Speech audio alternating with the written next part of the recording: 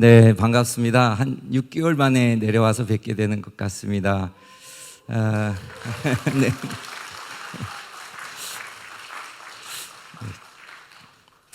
네, 특별히 이번 오순절을 맞이하면서 여러분께서 열흘 동안 이어가는 이 예배가 시기적으로 굉장히 중요한 예배라는 생각을 가지고 또 그런 좀 부담을 가지고 내려왔습니다. 잠깐 실례합니다.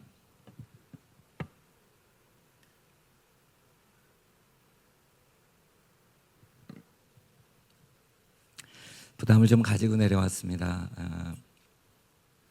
왜냐하면 제 믿기에 여러분들의 교회는 순천에 있지만 한국 교회 안에서의 장자의 기름 부음이 있는 교회라는 그런 믿음이 있습니다. 여러분들도 그렇게 생각하시죠? 네. 그래서 장자가 겪어야 하는 대가를 지불하고 가고 있고 또 그 대가를 통해서 하나님께서 여러분들을 통해 이 땅의 교회들에게 흘려내 주시려고 하는 하나님의 그 영적인 축복의 유산들이 있다고 생각을 합니다. 그런데 시기적으로 지금 2020년도 오순절을 맞는 이 시기는 하나님께서 세우신 인류의 역사의 흐름 속에서도 굉장히 중요한 타이밍이에요. 제 기억에 오순절날을 준비하면서 여러분들이 열흘 동안의 기도 집회를 이어가고 또 그 집회에 이렇게 그 외부의 강사를 초대해서 이렇게 열흘 동안 이어가는 시간을 가진 것이 제 머릿속에서는 별로 기억이 안 나더라고요. 그만큼 하나님께서 보시는 2020년 오순절이 중요한 시기에 중요한 절기인 것이죠. 그래서 이렇게 6번 예배의 제단을 쌓아 오셨고 오늘 이제 7번째 예배의 제단을 쌓아 6번째인가요? 6번째 예배를 쌓아 가시는데 쌓아 가시는 이 예배가 여러분 교회뿐만 아니라 한국 교회 그리고 이 시대 전체를 향해서 큰 비중을 갖고 있다고 생각을 합니다. 특별히 이제 그 2020년도의 가장 큰 사건이라고 하면 코로나 사태라고 할 수 있겠죠. 보니까 작년 나팔절 9월 하순인가요? 나팔절 이어서 하나님께서 새로운 역사를 여신다라고 선언을 했었는데 코로나는 보니까 한 10월경 열렸더라고요. 그래서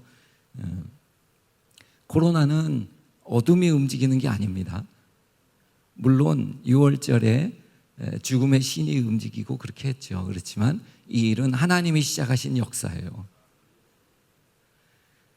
하나님이 시작하신 나팔절에 하나님께서 새로운 시대의 장을 여시는 것들을 나팔을 불면서 선언하게 하시고 그리고 10월부터 하나님이 시작하신 사건이라고 저는 그렇게 봅니다.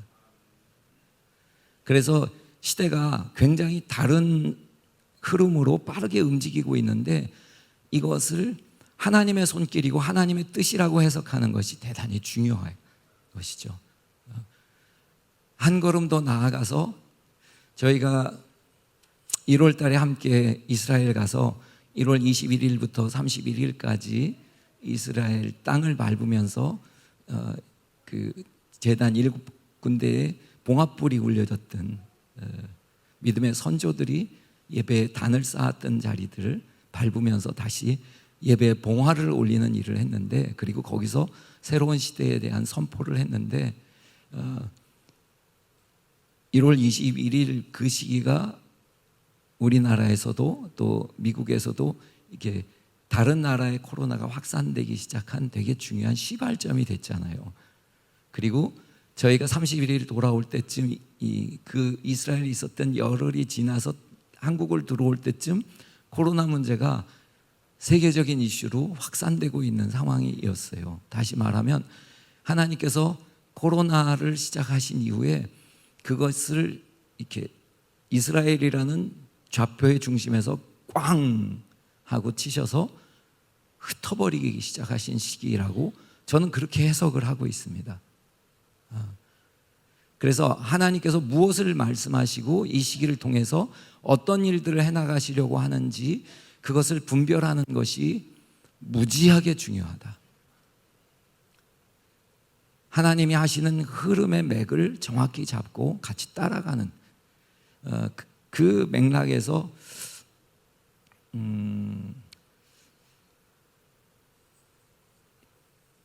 일단 교회들에게 나타난 현상을 보면 우리 이주만 선교사님이 2주 전에 월요 기도회 때 두 가지를 말씀하셨는데 그 중에 하나가 stop, 하나님이 stop을 명령하셨다. 다시 말하면 이전에 교회가 움직여가던 그것으로는 하나님께서 시작하시는 새 시대를 감당할 수가 없다. 그래서 stop 해라. 마치 예배 리컬에서 하나님이 리컬을 선언하셨던 것처럼, 그래서 리셋을 원하셨던 것처럼 stop, 당신에게로 돌아와라. 당신 앞에 머물러라. 당신으로 새로 시작해라. 그것을 명령하신 것이 코로나에서 하나님이 말씀하시는 중요한 주제라고 생각을 합니다. 그래서 일단 하나님께서 스탑하라고 하신 것에 대해선 스탑하는 것, 그 다음에 또 한 가지 이어서 주어진 주제가 그분의 임재.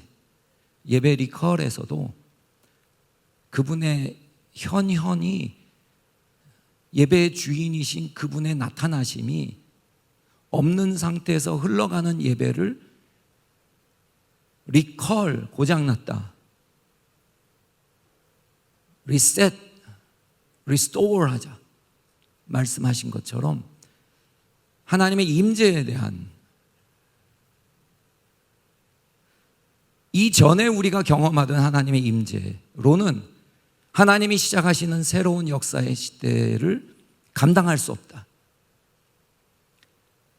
그래서 하나님의 임재를 새롭게 세팅해야 되는, 그래서 코로나라는 것 때문에 멈춰서게 하시면서 더 깊은 임재를 향해 하나님이 들어오도록 부르고 계시는, 좀 다르게 이렇게 얘기할 수 있는 거죠. 통일이라는 것이 왔는데 정치적으로 일어나고 우리가 생각지 못했던 어떤 훌륭한 지도자가 남과 북의 백성들을 마음을 모아서 하나의 민족으로, 하나의 백성으로, 하나의 나라로 잘 살 수 있게 모아주는, 그것이 우리가 생각하는 통일이 아닌 거죠. 거기에는 아무런 의미가 없습니다. 죄된 인생들이 어둠의 통제 안에 있는 세상에서 개인이든 가정이든 나라이든 민족이든 그 틀이 벗어나고 있지 않은 상황에서 남과 북의 백성들이 함께 모여서 같이 살게 되었다는 이 자체만으로는 하나님 나라에는 아무런 의미가 없는 거예요. 하나님이 통일을 준비하고 계시고 열방을 다시 회복시키려고 하시는데, 하나님이 말씀하시는 통일은 하나님의 임재하시는, 그분의 임재에 의해서 그분이 말씀하시고 다스리시는, 이것이 가능해진 민족으로서의 통일이죠. 특별히 이스라엘 사건을 통해서 하나님께서 통일을 향한 가속 페달을 밟는다고 저는 그렇게 생각하고 있습니다. 서독과 동독이 통일할 때에도 소련이 무너지지 않는 한 동독은 절대로 무너지지 않습니다. 동독을 버텨주는 뒷심에 소련이 탄탄해요. 절대로 양보하지 않아요. 끝까지 붙들어줘요. 이 상태에선 통일이 안 일어납니다. 동서독이 통일할 때는 소련이 무너졌어요. 소련이 무너진 연장선에서 동서독이 통일했습니다. 그래야만 통일이 가능해요. 통일은 국제 정치 함수 안에서 가능한 변수가 만들어졌을 때만 일어나는 일이에요. 코로나라는 이 사건은 남북이 하나 될 수 있게 하는데 가장 큰 걸림돌, 중국을 하나님이 무너뜨리시는 거예요. 중국이 무너져야 그 힘이 분산이 되고 조각나야 복음의 서진이 시작되는 거예요. 그래서 지금은 통일이 눈앞에 온 시간이라고 봐야 합니다. 중국이 무너지고 있기 때문에. 중국이 무너지면 북한은 버틸 수가 없어요. 그러니까 하나님께서 이 코로나라는 사건을 통해서 움직이시는 역사의 시간표를 보면 통일은 진짜 눈앞에 와 있어요. 작년에 저희가 통일기도 네트워크에서 모임을 했던 그 시기와 지금 이 시기는 통일에 대한 시간표가 엄청나게 차이가 있습니다.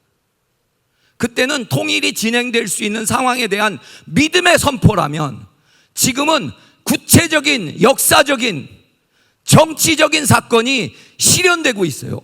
아주 빠르게 실현되고 있어요. 그런데 이 일이 일어났을 때 하나님의 임재 통치를 이 땅에 구현해내지 못한다면 이 통일은 하나님이 보실 때 의미가 없는 통일인 것이죠. 그렇기 때문에 하나님이 빠르게 그것을 준비하기 원하셔서 스탑을 명하신 거예요.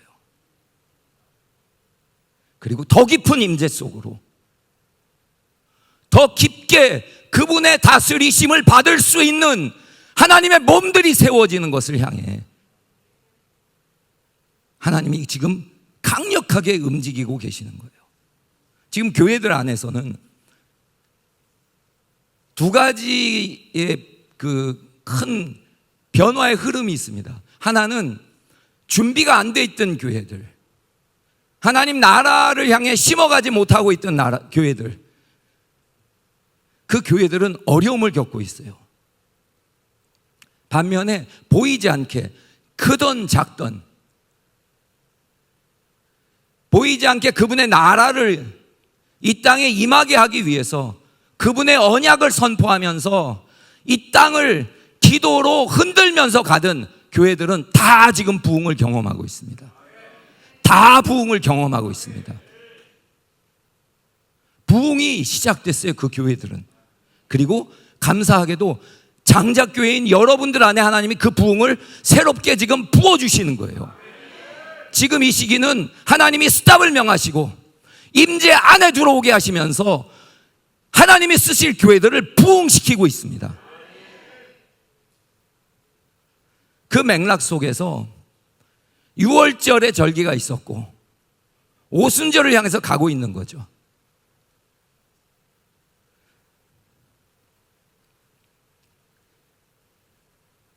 이 중간 시기에 예수님께서 모든 인류를 위한 희생 양이 되시는 6월절, 그리고 첫 부활의 생명의 열매가 되셔서 부활하시고 이 땅에 당신의 제자들에게 나타나기 시작했던 초실절, 그때로부터 40일은 예수님이 당신을 나타내 보이신 시기예요. 성경 전체를 통해서 당신에 대해서 가르쳐준 내용들을 제자들에게 새롭게 계시하신 시기예요. 그리고 그 40일이 지나고 열흘 동안의 기도를 통해서 성령께서, 약속하신 성령께서 임하시면서 제자들이 하나님께서 약속하셨던, 예수님께서 약속하셨던 하나님의 분신이 되어 세상을 변화시켜가는 하나님의 나라가 이 세상 역사의 현장 가운데 정복하며 이스라엘 유대인을 중심으로 열방이 구원받는, 아브라함의 복이 약속된 대로 열방 가운데 퍼져나가는 일을 비로소 시작하신 거죠. 그래서 6월절로부터 이번 오순절까지 이 시간이 굉장히 중요한 시간이라고 저는 그렇게 보고 있습니다. 근데 그 중에 오순절을 바라보고 가는 여정에 첫 번째 40일 동안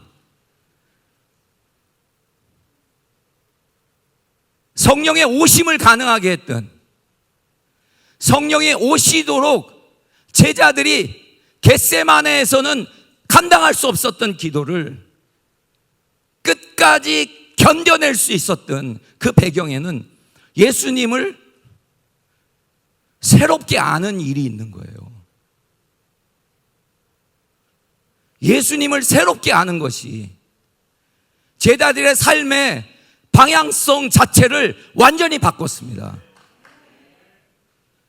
그래서 이 시기에 스탑을 명하시고 더 깊은 임재 가운데로, 성령의 더 강력한 통치 가운데로 주님의 교회를 이끌려고 하시는 여정 속에 우리가 사모하면서 집중해야 할 것은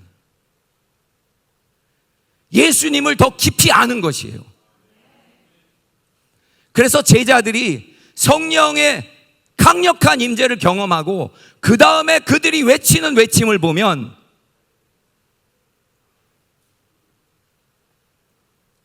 십자가에 죽으신 그 예수가 부활하셨다. 그리고 이제 하나님께서 그를 주와 그리스도로 세우셨다. 이 고백이 사도행전 전체의 이슈입니다. 제자들이 그 전에 예수님을 알았어요.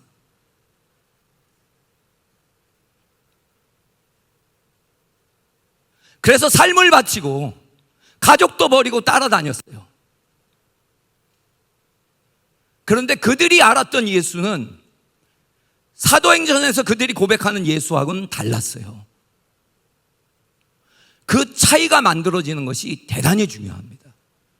그 차이가 만들어지고 그것을 고백했을 때 그 고백이 능력으로 현장에서 입증하게 되는, 그것은 성령의 역사하심이에요. 성령이 역사하시도록 강력하게 임하여야 하는 이유는 예수 그리스도를 어떻게 아느냐에 대한 관점의 차이가 생겼을 때 시작되는 거예요. 그 관점의 차이가 이 시기에 우리가 캐내야 할 보물이에요. 우리가 알았던 그 예수, 그분으로서는 안 되는 거예요. 제 자신이 알아왔던 예수님, 오늘 이 시간 이 자리에 설 때까지 알아왔던 그 예수님, 그것으로는 이 민족의 희망을 열 수 있는 그것이 안 된다는 것을 우리가 주님 앞에 인정하는 거예요.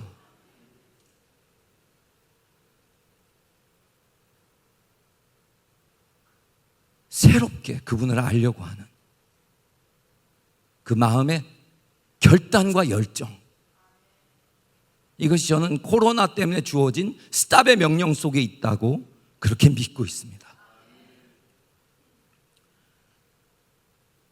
사도들이 예수님을 비로소 주와 그리스도라고 열방을 다니면서 외치기 시작하는데 그 입을 통제할 수가 없어요. 그분이 주님이시다. 하늘과 땅의 주인이시다. 열방의 주인이시다. 모든 피조 세계의 주인이시다. 보이는 세계뿐만 아니라 보이지 않는 세계에 대해서도 당신이 주인이시다. 보이는 세계와 보이지 않는 모든 세계의 주권을 당신이 갖고 계시다. 그것을 고백하는 것. 제가 과학의 이야기를 조금 몇 마디 해서 주님에 대한 우리들의 마음의 생각을, 제 마음에 하나님께서 주신 느낌을 조금 같이 이렇게 확장시켜보는 그런 시간을 가졌으면 좋겠는데요. 지난번에 이제 양자 물리학 얘기를 언뜻 제가 나눴는지 모르겠습니다. 물리학자들이 이제 그 자연 현상에 대한 근원을 이해하려고 노력하는 사람들이죠. 그래서 천체 물리학을 하든 이 자연 세계에 있는 근원에 대한 입자 물리학을 하든, 물리학을 하는 분들 중에 물리학을 공부하다 보니까 창조주가 있어야만 된다는 것을 파악하게 되는 거예요. 그래서 크리스찬이 된 분들이 계십니다. 누가 전도한 게 아닌데 자연을 들여다보고 과학자로서 양심적으로 진지하게 과학 현상들을 보다 보니까 창조주가 없으면 일어날 수 없는 일들이 과학 현장에 있는 거예요. 근데 이 과학자들이 질문했을 때 아무리 지금 지구상의 최고의 과학자라고 하는 사람일지라도 질문했을 때 깨댕 하고 답을 못하는 과학자들을 기죽이는 질문이 있다는 거예요. 그게 시간이 무엇입니까? 라는 질문이라는 겁니다. 시간이 무엇입니까? 지금 현재 과학자로들 안에서는 시간의 본질에 대해서 규명하고 이야기할 수 있는 사람이 한 명도 없는 거예요.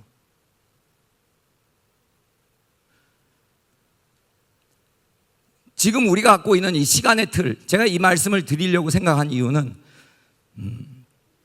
특별히 우리 청년들도 그렇지만 우리 그 장년의 성도님들, 가정의 경제를 책임지고 이 땅에서 사는 것에 대한 그 중요성을 어쨌든 가장 이렇게 버텨줘야 되는 현장에서 그런 맥락 안에 계시는 분들이 이 마지막 때라는 인식, 또 하나님 나라 중심으로 삶을 살아간다는 것으로 어떤 무게를 이동하는 이것에 대해서 굉장히 어려워들 하시니까 이 본질적인 얘기들 안에서 신앙은 종교의 영역에 있는 부분이 아니라는 인식을 좀 가질 필요가 있겠다라는 생각을 하는 거죠. 지금 우리가 9시 26분이라는 시간을 보고 있는데 저 시간은 과학자들이 이야기하는 시간 설명이 안 되는 그 맥락 안에서 보면 일루전, 착각인 거예요. 존재하지 않아요. 존재하지 않는 착각의 어떤 숫자들에게 우리의 삶을 거운단 말이죠. 그래서 어렸을 땐 뭘 해야 되고 성장기에는 뭘 해야만 되고 1년만 놓쳐도 어마어마한 시간을 낭비해서 가야 할 삶을 못 살 수 있다라는 위기의식, 두려움.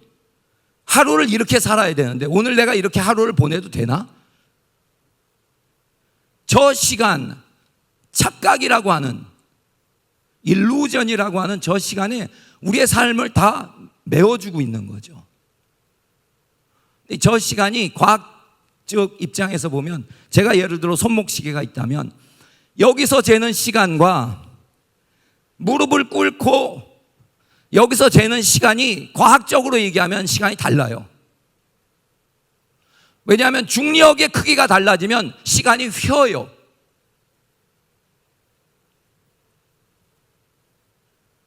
우리가 그냥 약속해서 저렇게 가고 있지만 진짜 과학 안에 들어가서 보면 중력에 의해서 시간이 늘어지기도 하고 줄어들기도 해요. 다시 말해서 시간이 빨라지기도 하고 시간이 천천히 가기도 해요. 그래서 여러분 인터스텔라라는 영화를 보면 어떤 행성에 떨어졌을 때 잠깐 있다가 나오는 그 시간, 중력장이 다른 공간에 잠깐 들어갔다가 나오는 그 시간이 지구라는 중력장이 또 다른 세계에서의 시간으로는 이게 10여 년이 가는 거예요.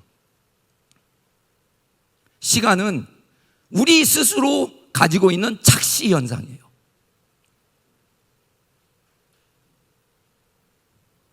그래서 그 시간이라는 우리가 구성한 틀 안에 우리의 삶을 집어넣고 움직이는 것이, 이것이 객관적이지 않다는 걸 알아야 돼요. 좀 다르게 얘기하면 절대 시간이 있습니다. 절대 시간은 시간을 창조하신 분의 시간이에요. 그것은 변하지 않아요.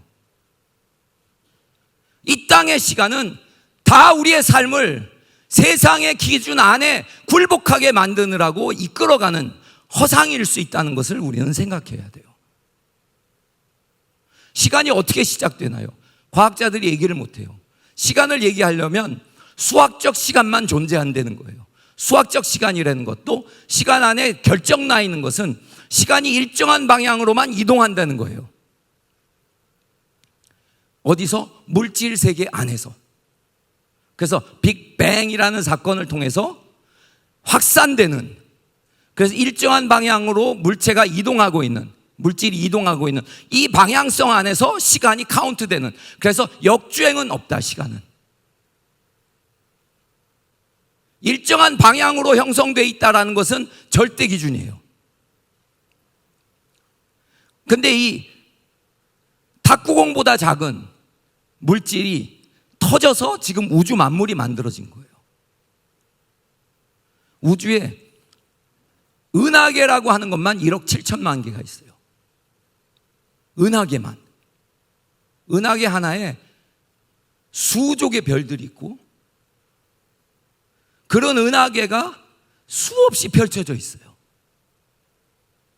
그 안에 시간들은 다 달라요. 우리는 태양계 안에 있어서 우리가 정해놓은 이 시간에 의해서 우리의 삶을 그냥 끌고 가는 거예요. 그런데 한쪽 방향으로 구성되어 있는 이 시간이 근원적으로 무엇이냐? 답이 없어요. 수학적으로만 존재한다 그랬는데, 시간이라는 이야기를 하려면 공간이 있어야 돼요. 그리고 물질이 있어야 돼요. 그래서 한 물질이 한쪽 방향으로 이동한다고 했는데, 어떤 방향으로 이동한 그 두 좌표가 생겼을 때 이 두 좌표 사이에 이동에 대한 것을 표현하기 시작할 때부터 시간 개념이 수학에서 나오는 거예요. 거기까지만 과학자들이 얘기할 수 있는 출발점이에요. 다시 말하면 시간은 공간이 없으면 존재하지 않아요. 공간이라는 개념은 물질이 존재하지 않으면 공간이라는 개념을 형성시킬 수가 없는 거예요. 뭔가의 물질이 있어야 그것을 중심으로 공간이라는 개념을 처음으로 개념적으로 인정할 수 있게 되는 거예요. 그러면 이 이야기는 우주 안에 인간이 살고 있는 이 시간에 대한 물질 세계 안에 있는 이 모든 우리들의 삶이 탁구공보다 작은 어떤 물체 덩어리가 터지면서 자기장에 의해서 엄청난 공간 덩어리들이 물질인 것처럼 지금 눈에 보이지만, 이 물질들도 양자역학으로는 수많은 파동들의 중첩이지 실존하지 않는다. 입체가 아니다. 그런데 누군가가 보는 시선에 의해서 입체로 나타나 보여지는 일루전, 또 다른 착시현상일 뿐이다. 현대과학은요, 우리가 보는 이 시간이나 우리가 보는 이 물질을 다 착시현상으로 얘기해요.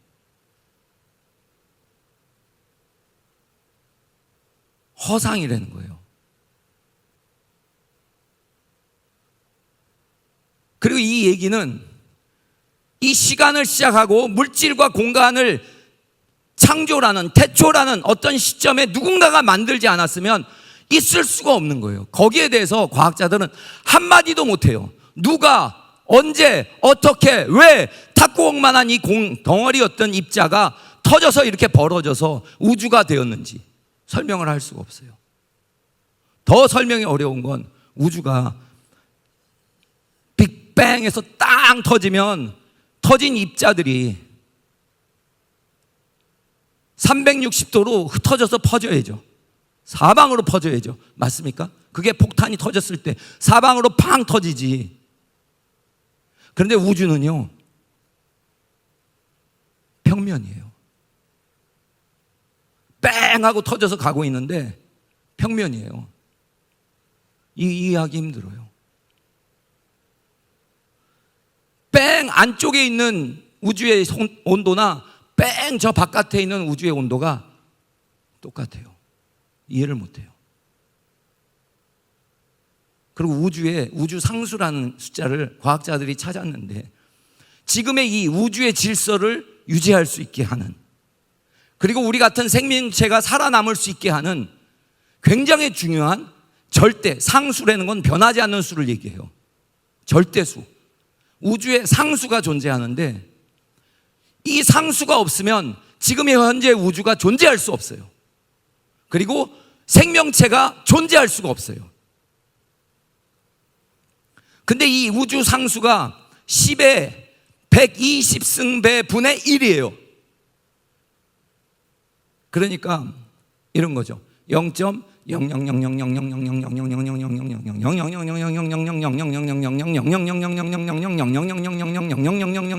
(120번을) 하고 1. 그렇게 작은 수가 존재해서 생명이 살 수 있고 우주가 지금의 모습으로 존재할 수 있게 되었다는 거예요. 그 우주에 어디나 그 수에 의한 약간의 아주 미세한 조정이 있어서 우리가 보는 물질 세계가 존재하게 되었고 우리와 같은 생명체가 살 수 있게 되었다는 거예요. 그런데 그것이 빵 하고 터졌는데 우연히 그 상수가 어디나 존재하는 것, 우연히 이 필연이 될 수 있는 확률이 우주의 248억 광년인가요? 지금 현재 인간이 보는, 지금 뺑 하고 있으니까 계속 더 커진단 말이에요. 빛의 속도로 200 몇십 년을 계속 달려가야 우주의 한쪽 끝인 거예요. 그렇게 큰 우주 덩어리 전체 면적을 놓고 원자의 면적 상상이 되십니까? 우주 전체 면적을 놓고 화살을 던져서 원자의 면적에 딱 박힐 수 있어야만 되는 확률이라는 거예요. 이 확률이 적용돼야 지금의 우주가 존재하고 우리 같은 생명체가 살 수 있다는 거예요. 그거를 과학자들이 필연에 의한 우연이라고 얘기해요. 이걸 과학이라고 얘기한단 말이에요. 다시 말하면 창조주가 계시다는 얘기를 끝까지 거부하려면 이렇게밖에 할 말이 없어요. 우주 덩어리 전체 면적에 화살 하나 던졌는데 딱 요 숫자가 돼야만 우주가 존재하거든요. 딱 요 숫자가 돼야만 인간 같은 생명체가 존재할 수 있는데 그 숫자가 필연이 우연 가운데 만들어진 거다. 누군가가 만들었다는 얘기를 안 하려고. 그 과학자들이 지금 하는 얘기가 이렇단 말이에요. 그럼 여러분들 들어보시면 어떠십니까? 창조주가 계시다는 것을 만물이 증언하고 있다는 로마서 1장 말씀. 그래서 핑계치 못할 것이라고.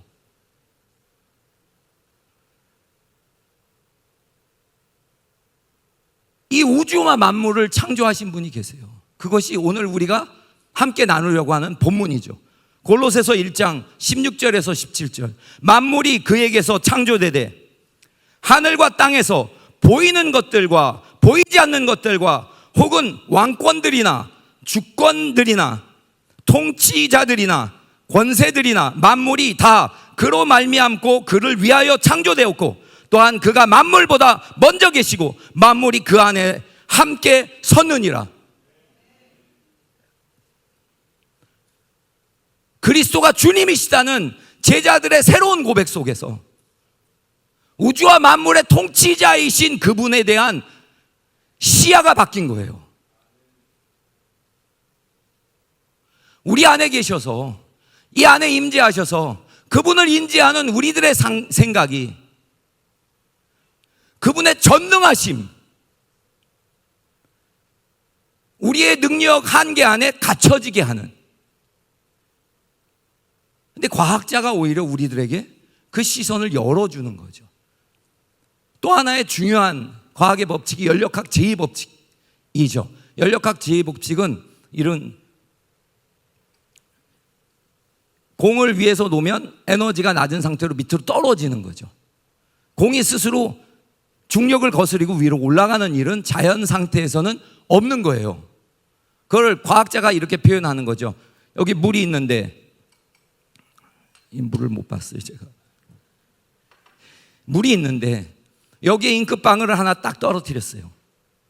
그러면 질소의 상태에서 무질소의 상태로 뭉쳐있던 잉크방울의 상태에서 이 컵 안에 있는 물 속에 무질서하게 확 퍼지는 상태로 가는 것이 연력학 제2법칙이에요. 무질서의 상태로 질서의 상태에서 흘러가는, 그 뺑 하는 순간에 쫙 무질서를 향해서 쫙 시간과 더불어서 이 모든 만물이 그렇게 가고 있단 말이에요. 그런데 물을 딱 떨어뜨렸는데 여기에 정육면체 공간 안에 그 잉크가 딱 뭉쳐있고 나머지 물은 맑은 상태로 그대로 있게 하고 싶어요. 가능하죠? 어느 때 가능한가요? 엄청난 에너지를 집어넣어서 떨어진 잉크 입자가 물속에서 한쪽의 부분에 집약적으로 있을 수 있도록 에너지를 공급해 줘야 돼요.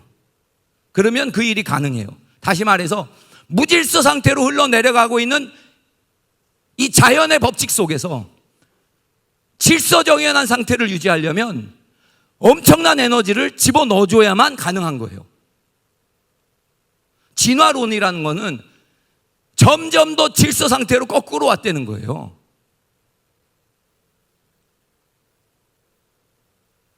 이 말도 안 되는 이야기를 창조주를 거부하기 위해서 학생들한테 가르치는 거죠.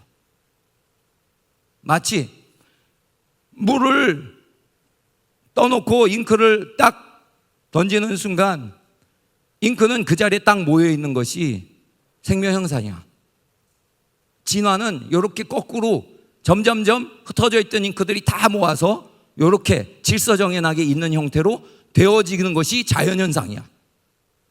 자연현상은 점점 진화되고 있어.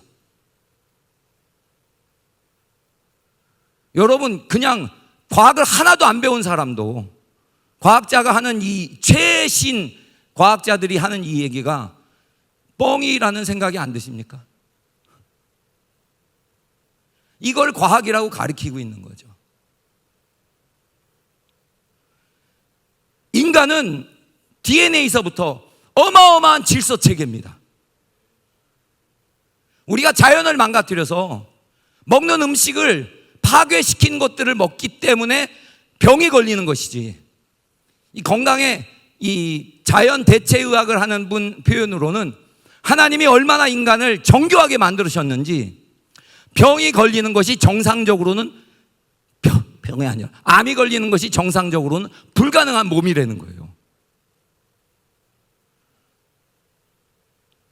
그만큼 인간은 정교하게 질서 있게 만들어져 있어요. 그래서 우리가 오늘 하루의 삶을 살려면 호흡을 하고 음식을 넣어줘야 돼요.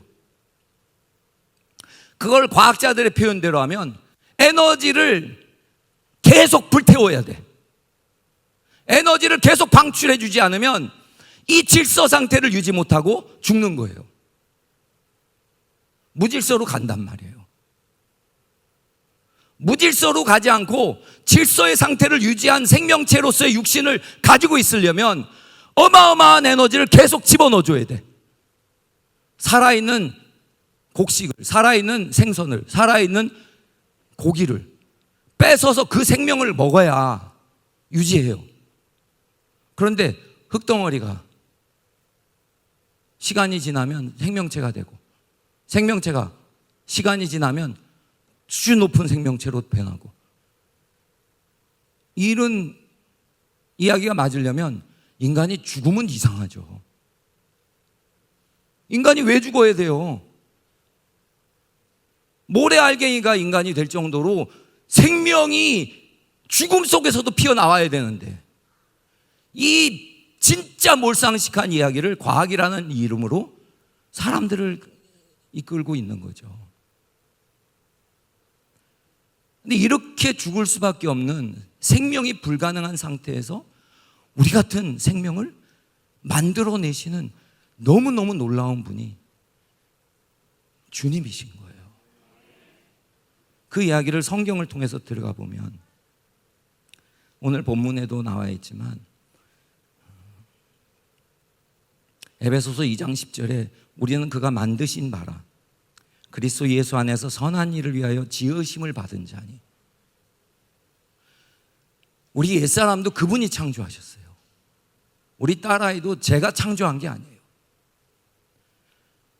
태 속에서 그 아이가 머리카락이 몇 개가 붙어서 나올지, 손가락 발가락이 4개짜리일지 5개짜리일지 6개짜리일지 저는 개입을 할 수가 없어요. 하나님이 만드세요. 옛사람도 하나님이 전적으로 만드시고 새사람도 주님께서 만드세요.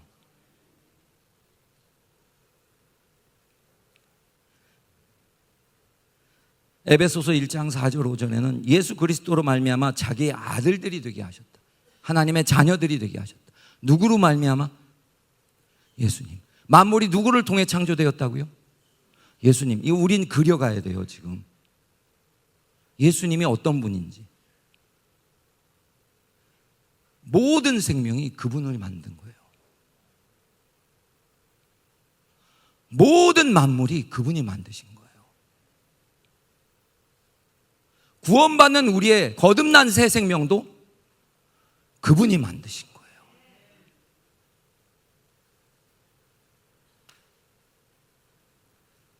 에베소서 1장 7절에 그의 피로 말미암아 속량 곧 죄사함을 받았으니, 골로새서 1장 14절에 그 아들 안에서 우리가 속량 곧 죄사함을 얻었도다. 우리가 죄 때문에 죽는 거죠. 죄를 해결할 수가 없어요. 죄 문제를 누가 해결해 주세요? 누가 속죄를 하세요? 죄사함을 누가 주세요? 예수님이 주세요. 그분을 우리가, 그분이 어떤 분인지, 우리 안에 계신다는, 이 자리에 임재하셨다는 그분이 어떤 분인지 우리가 새로운 눈으로, 제자들이 예수님을 새롭게 보기 시작하면서 그들의 삶 전체가 새로워진 것처럼 그분을 보는, 그분을 느끼는, 그분에 대해서 관계하는 우리들의 마음에 그분의 상이 새로워질 필요가 있는데, 우리가 어떤 고통 가운데, 죄 가운데 있을 때 누가 우리를 죄사해 줘요? 예수님이 죄사해 주세요.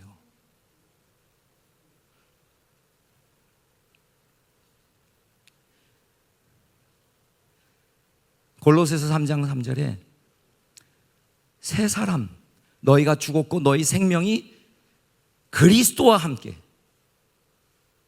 하나님 안에 감추어져 있다. 우리의 생명이 새로워지는 것에 대한 이야기를 하고 있습니다. 그런데 그것이 왜 예수님을 아는 것에 달려있냐 하면 그것이 예수님 안에 숨겨져 있어요. 그래서 예수님을 아는 만큼 우리가 사는 이 땅의 생명의 상황이 달라지는 거예요.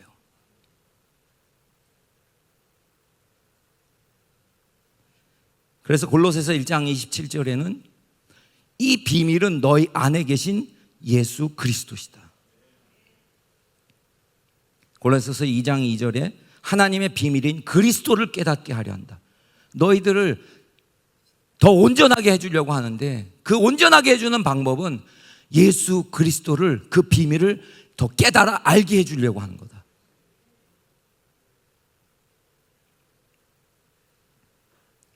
그래서 골로새서 1장 28절에 그리스도 안에서 완전한 자로 세우려고 한다. 우리가 완전해지는 것은 그리스도 안에서, 그분에 의해서 되는 거예요. 우리의 신앙생활이 그분을 얼마나, 어제보다 오늘이, 작년보다 올해가 예수님을 얼마나 더 알게 됐느냐, 여기에 걸려 있는 거예요. 여기에 걸려 있는 거예요. 그래서 스탑하시면서 새로운 역사를 열고 계시는데, 복음의 서진을 막고 있던 벽을 지금 깨부수고 계시는데, 통일의 걸림돌을 제거하고 계시는데, 역사는 챕터가 넘어가고 있는데 하나님이 그 다음 챕터를 준비하기 위해서 스탑! 그리고 그리스도의 비밀을 더 알아라. 그분을 더 알아야 된다. 그래야 그분의 임재 안에 더 깊게 들어가서 그분과의 호흡을 맞출 수가 있다.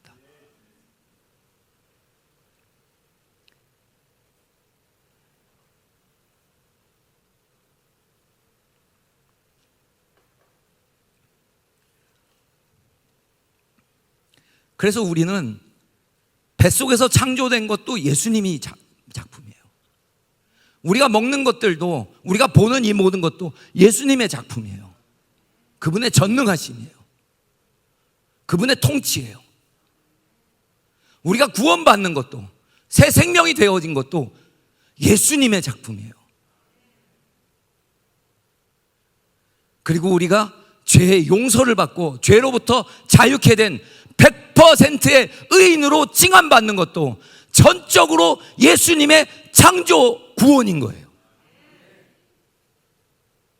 그분은 지금도 만물을 붙들고 계시고 그 창조를, 구원을 지금도 이루어 가세요. 그거를 봐야 돼요. 그 전능하신 창조주 하나님이 우리 안에 여러분과 함께 이 자리에 계신 거예요. 그것을 보는 시야가 바뀌어야 우리가 믿는다는 믿음의 내용이 바뀐단 말이에요. 내가 생각하고 내가 경험하고 내가 보고 내가 느끼는 경험에 의해서 그분이 너무나 나를 구원할 수 없는 무능력하고 무기력한 존재로 개미처럼 죽어지는 그 순간 이 땅을 향한 하나님의 구원의 역사는 일어날 수가 없는 거죠. 우리가 보는 그분에 대한 인식이 얼마나 확장되느냐, 그것이 얼마나 중요했으면 부활하신 예수님이 40일 동안 제자들에게 그것을 가르치셨겠습니까? 우리는 그 시간을 지금 걷고 있는 거예요. 그 시간의 투자가 필요해요. 그래서 우리 존재는 예수님에 의해서 규명되는 자들이에요. 좀 다르게 이야기한다면 사도 바울이 종이나 자유자나 남자나 여자나 유대인이나 헬라인이나 구분이 없이 모두 그리스도 안에서 하나다. 페미니즘이 어디 있고 유교적 남성 우월주의가 어디 있습니까? 그것은 고린도 교회를 향해서 예수님, 사도 바울이 얘기한 것처럼 너희가 아직까지 육에 속한 자들이구나.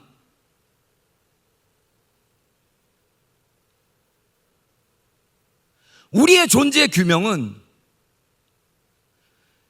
공부를 했든 안 했든, 가난한 사람이든 부자이든, 죄가 어마어마하게 많은 사람이든 죄가 없는 사람이든 그것은 아무 의미가 없어요. 구원에 어떤 영향도 주지 못해요. 단 한 가지, 예수 그리스도의 구원의 창조가 일어났느냐, 그렇지 않느냐, 그 구분만 있을 뿐이에요. 그러니까 세리든 니고데모 같은 영적인 지도자이든 그리스도 안에서는 똑같은 거예요. 장녀이든 율법의 교사이든 그리스도 안에서는 그리스도로 존재하는 한 사람만 있는 거예요. 그리스도 안에 모든 사람이 그렇게 하나로 통일되게 하시는, 그리스도로 규명되는 우리 자신이 아닌 그 무엇으로 우리를 규명하는 그것이 그리스도를 영화롭게 하지 못하는 것이죠. 우리의 모든 존재는 그리스도로 규명돼야 하고 그리스도를 영화롭게 하는 것으로 존재해야 되는 거죠. 그것이 오순절을 지난 뒤에 제자들의 삶인 거예요. 그것밖에 남지 않는 거예요. 절대자가 얘기하는 그 영원의 시간, 변하지 않는 시간, 그 시간 속으로 들어가서 그분이 규명한 영원한 의미의 존재로서 사는 것. 여러분들이 이 땅에서 현실적으로 살아야 되는 책임을 부정하자는 얘기가 아니라 우리의 주업과 부업을 구분하자는 이야기를 드리는 거죠.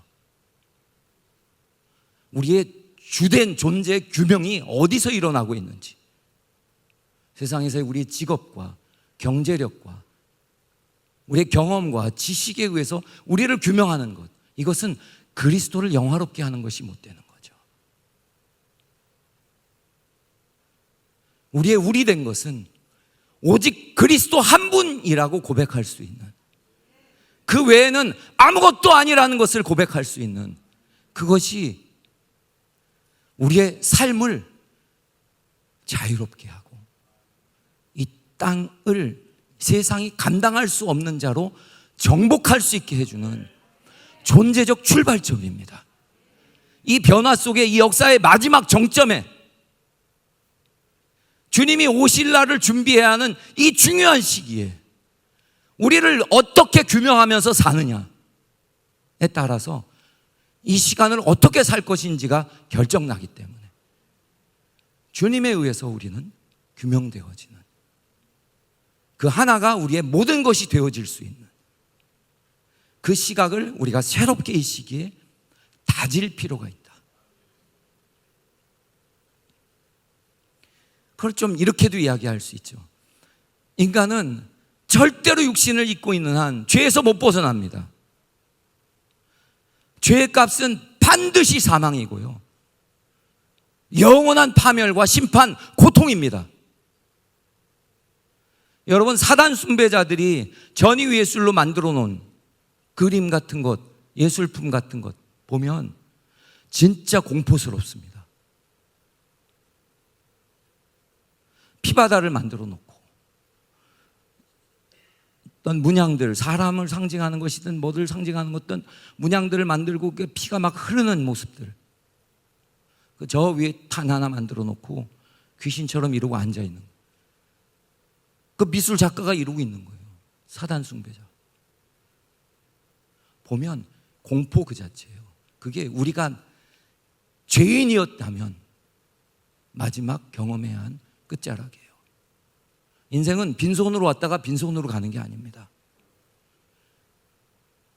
그리스도로 수렴되는 자는 영원한 평안, 의, 기쁨, 생명 속으로 들어가는 것이고,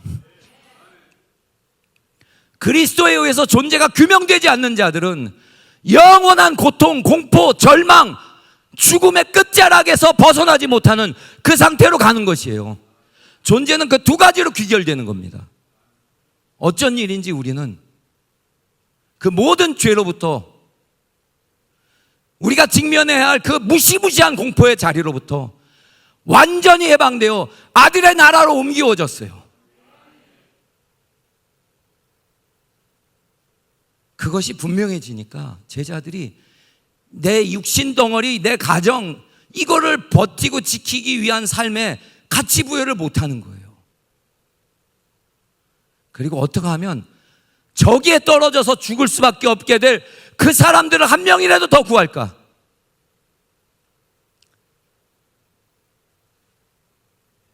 그거 외에는 살아야 될 이유를 못 찾기 시작하는 거예요. 그게 예수님이 살아계실 때는 안 보였어요.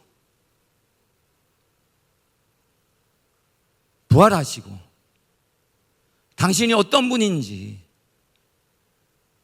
인류의 역사가 어떻게 가는지, 인생의 귀결이 어떤 것인지, 당신이 여시는 부활의 세계가 어떤 것인지, 이것을 주님의 시각으로 다시 보게 되면서 그들이 살아야 하는 방향 자체가 완전히 바뀐 거죠.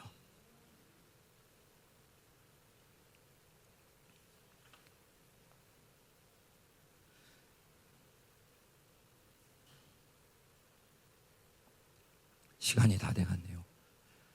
주여,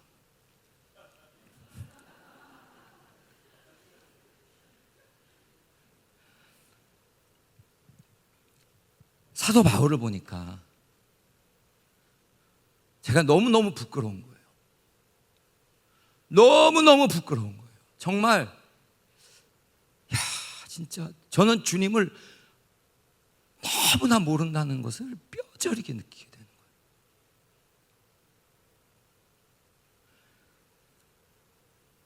모든 이야기에 예수님이 들어가요. 예수님의 몸이라고, 예수님의 종이라고, 예수님의 사도라고, 자기의 모든 규정이 예수에 의해서 돼요. 언어 자체가 예수가 빠지는 게 없어요. 예수의 향기라고, 예수의 형상이라고, 예수의 비밀이라고, 예수의 나를 위해서 한다고. 모든 언어가 예수님에 의해서, 예수님이라는 형용사에 의해서 단어가 균형이 돼요. 그리스도의 법을 이루어라, 예수의 법을 이루어라. 예수의 남은 고난을 채워라. 모든 언어가 예수예요. 너무너무 부끄럽더라고요. 저는 예수님을 모르는구나. 그래서 제 삶에서 보여지는 모든 것이 예수에 의해서 규명이 안 되는구나. 우주와 만물을 지으신 그분, 모든 생명을 창조하신 그분, 구원을 창조하시고 우리의 새 생명도 주신 그분, 우리를 용서해 주시고 의롭게 만들어내신 그 창조주 하나님, 나를 그렇게 지금도 만들고 계시는데, 지금도 내 생명을 붙들고 계시는데, 저는 여전히 그분이 제 삶의 모든 것을 규명하는 것으로 안 보이는 거예요. 그래서 그분의 생명이, 그분의 형상이, 그분의 능력이, 그분의 진리가 안 나타나지는 거죠. 그분의 통치가 안 나타나지는 거죠. 너무 마음이 무겁고 안타까운 거예요. 왜 스탑을 얘기하시는지 너무나 공감이 되는 거예요. 지금은 그분 앞에 무릎 꿇고 그분을 알아가야 하는 시간이구나.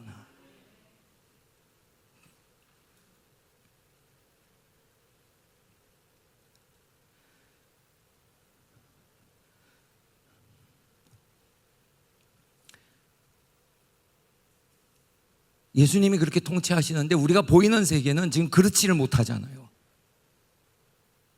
우리가 경험하는 현실은 그렇지 않은 현실이 너무나 많지 않습니까?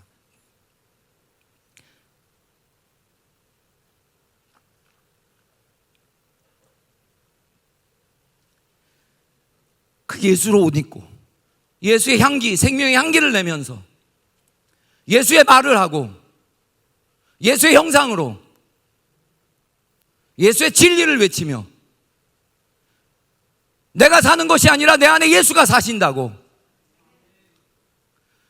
내가 과거에 소중히 여기던 것은 똥으로 여기고 그리스도의 안에서 나라는 존재가 규명되는, 발견되는 그것을 내 인생의 목표로 삼았다고.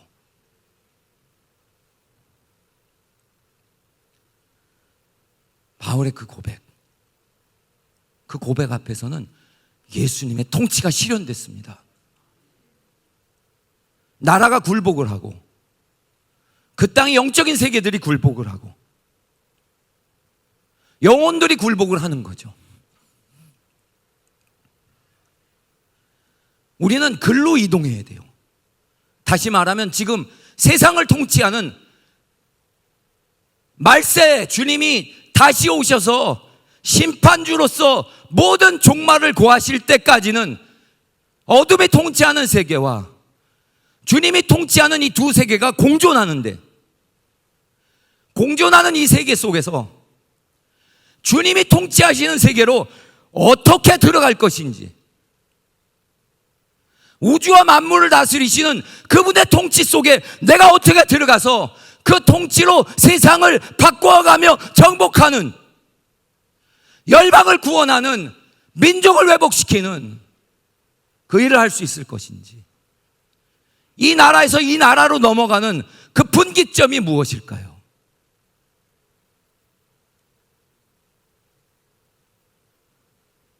공존하는 이 두 세계가 바울이 고백한 것처럼 내가 그리스도 안에서 발견되려 하여 밖에서도 얼마든지 스스로 자기가 살 수 있는 거예요. 그런데 이 안에 들어가서 살려고 그것을 인생의 가장 중요한 목적으로 삼는 거죠. 그 분기점이 여러분 교회가 우리 임창표 목사님을 통해서 가장 큰 선물로 주신 십자가의 복음인 것입니다.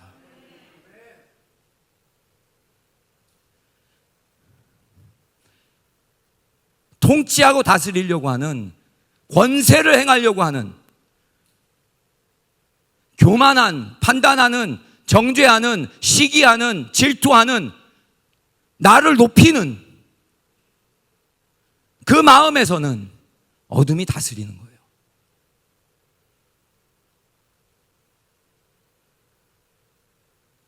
섬기는, 내가 희생하는, 나를 이름 없이, 존재 없이 공동체를 위해서 흘러가게 하는,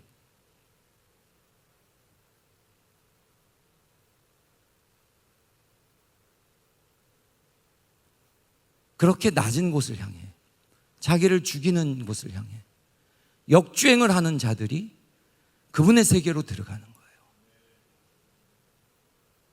우리 집사님 중에 한 분이 요즘 코로나 때문에 가족을 잃은 분, 또 직업을 다 잃은 분들이 계시잖아요. 그래서 평생 이렇게 낮아져 본 적이 없는, 늘 떳떳하고 당당했는데, 정말 성실하게 사는 거 하나로 사람들한테 인정받았는데, 그래서 먹고 사는 문제에서 어려움 없이 두려움 없이 살았는데, 성실한 것, 열심히 산다는 것으로 살 수 있는 상황이 다 무너져 버리는, 그것으로 나의 존재를 더 이상 지탱시킬 수 없는 문제 앞에 선 거죠. 그래서 한없이 자기 자체를, 자존심을 그나마 지켜오던 자기에 대한 규명의 어떤 울타리를 허물어 버려야 되는, 부끄러운, 낮은 데에 내려가서 변명할 것도 없고 부정할 수도 없고, 그 밑에 내려가서 기도하는 마음에 주님께서 주신 말씀이, 나는 언제나 너보다 더 낮은 데 있다. 진리가 아니겠습니까? 우리가 주님을 위해 어떻게 망가지고 어떻게 낮아지든 틀림없는 것은, 주님은 가장 비천한 밑에까지 누구보다도 아래 내려가신 분이시죠.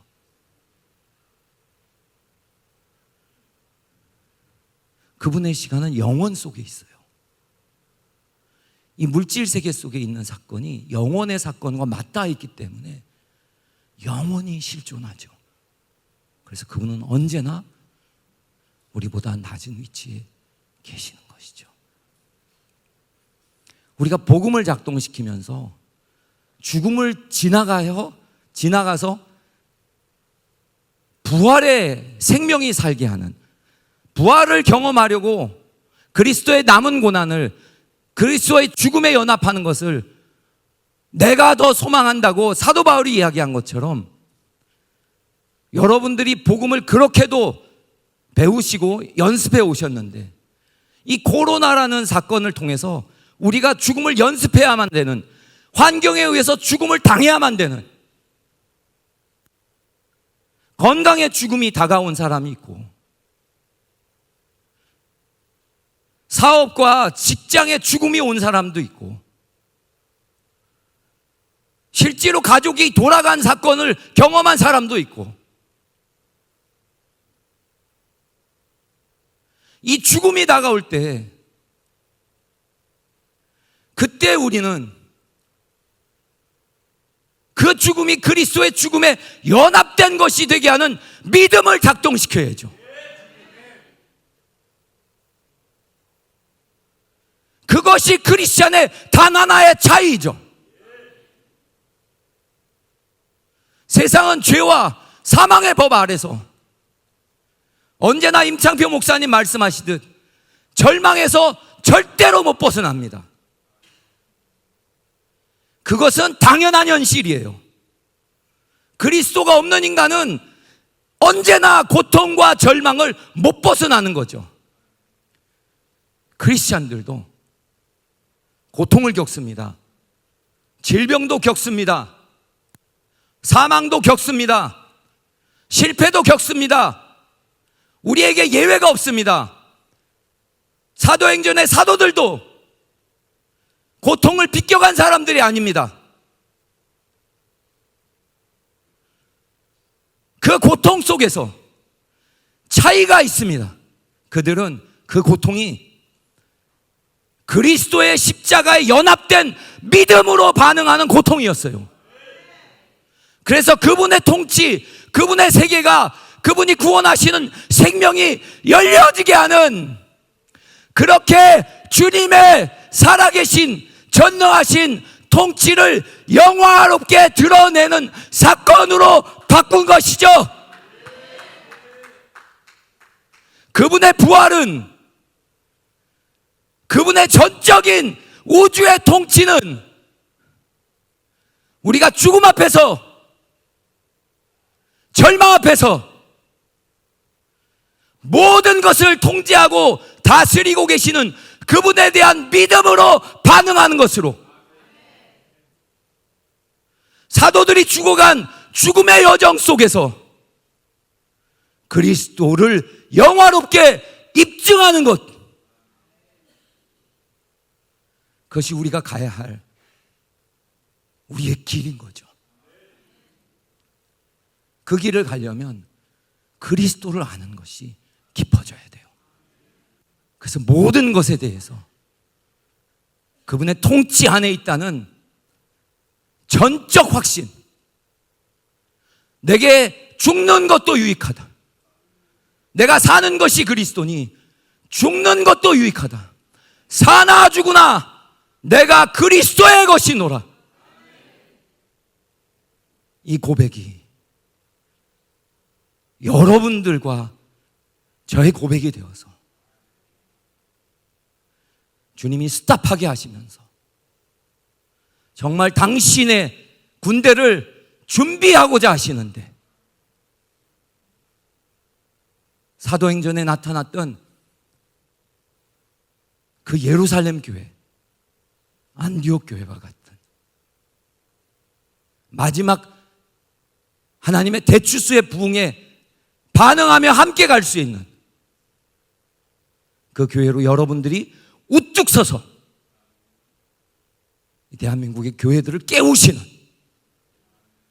복음의 본질을 죽음 속에서 입증해내시는, 그렇게 부활하신 주님이 능력으로 여러분들의 삶을 통해 나타나시게 해드리는, 이 땅의 통치의 세계를 그렇게 무너뜨리고 하나님의 그리스도의 통치를 나타나게 해주시는 그러한 중심에 서시기를 예수님의 이름으로 축원드립니다. 기도하겠습니다.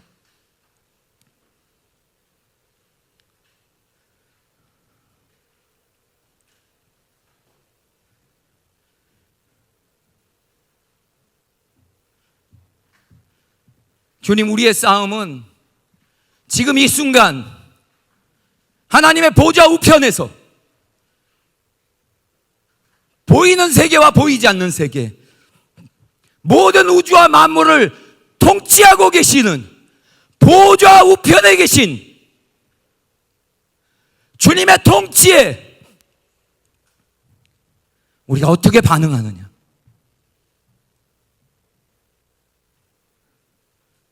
그 통치를 어떻게 우리의 삶 속에 실제가 되게 하는 것이냐, 그것이 우리에게 남아있는 이 시대를 향한 주님의 도전이고 소명입니다. 우리의 시야가 우주를 통치하고 계시는 그 주님을, 그 주님으로서 인지하고 볼 수 있는, 느낄 수 있는, 그 앞에 반응할 수 있는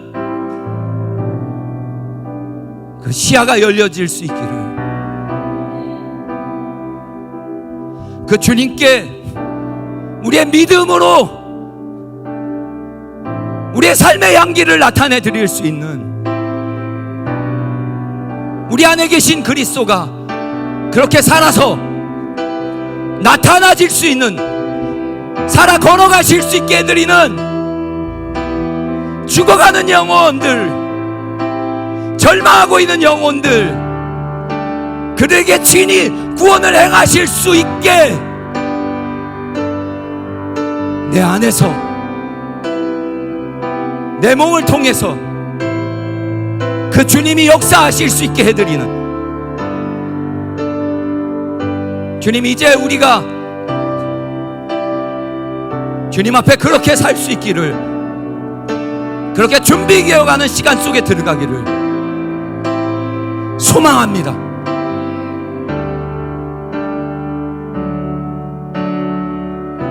이 땅의 그 무엇도 환난이나 곤고나 기근이나 위험이나 사망이나 생명이나 어떤 피조물이라도 우리를 향한 그리스도의 사랑에서 우리를 끊을 수 없느니라.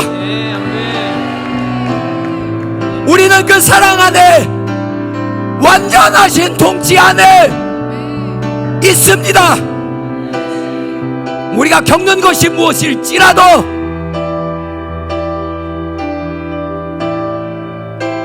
주님께 우리가 믿음으로,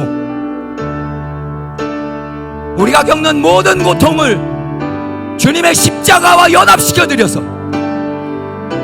십자가를 통해서만 열려지는 부활의 생명의 세계, 영원한 그리스도의 통치의 세계, 의와 평강과 희락의 세계, 이 세계가 우리의 삶 앞에서 실현되게 해드리는, 그렇게 주님의 나라의 진군을 열어드리며 걸어가는, 환난이, 시험이, 질병이, 죽음이 우리를 멈추게 할 수 없는, 세상이 감당할 수 없는 복음의 군대, 십자가의 군대, 그리스도의 군사들로 이때 우리를 새롭게 세워주십시오. 우리의 시야 가운데 그리스도의 비밀을 더 열어주셔서, 네, 주님, 더 열어주셔서 열어주십시오. 우리가 겪고 있는 현실의 그 모든 상황 속에 그리스도가 보여지는, 그분이 어떤 분인지 내 개인의 삶의 체험으로 다시 발견할 수 있게 되는, 그 영원히 잃어버릴 수 없는 하늘의 축복이 이 순천 순복음교회 위에 부어지게 해주십시오. 그리스도로, 이 복음으로 마지막 천년의 부흥을 주도하는 그 주님의 교회로 주님의 손을 들어 사용하여 주시옵소서. 그것을 위해 우리 함께 다 같이 주여 3번 부르짖고 주님께 기도하는 시간 갖겠습니다. 주여, 주여.